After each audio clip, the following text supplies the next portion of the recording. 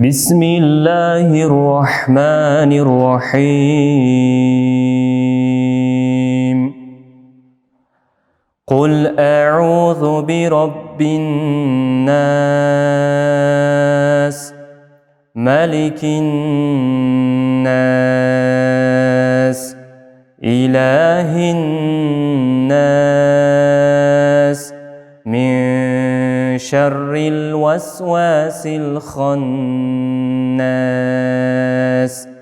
الذي يوسوس في صدور الناس من الجنة والناس.